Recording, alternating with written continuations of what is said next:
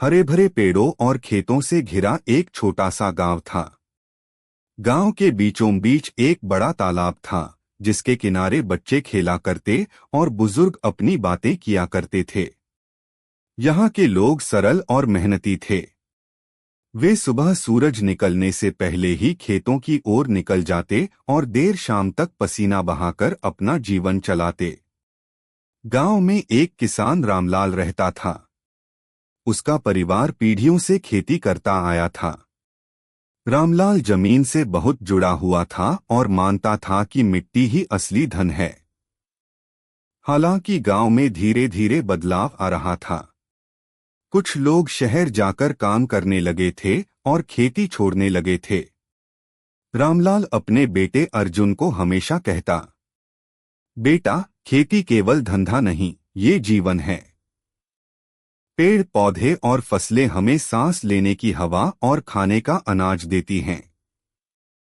अगर इन्हें छोड़ दिया तो गांव की पहचान मिट जाएगी।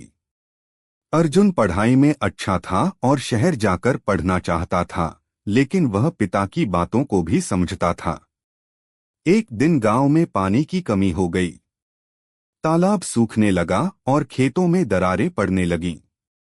लोग परेशान होकर सोचने लगे कि अब क्या होगा। तभी अर्जुन ने सोचा कि क्यों न गांव के लोगों को मिलकर कुछ करना चाहिए। उसने अपने दोस्तों और बुजुर्गों के साथ मिलकर तालाब की सफाई शुरू कर दी।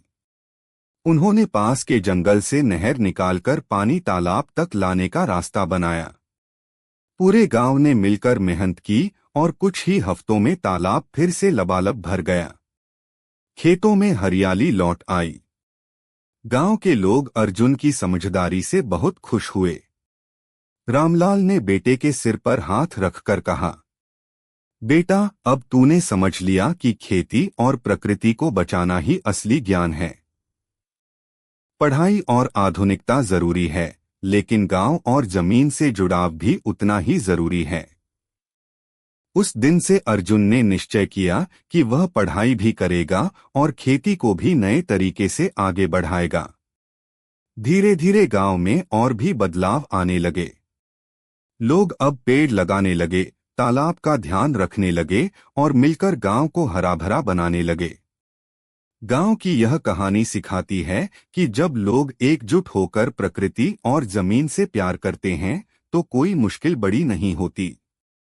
यही असली खुशहाली है।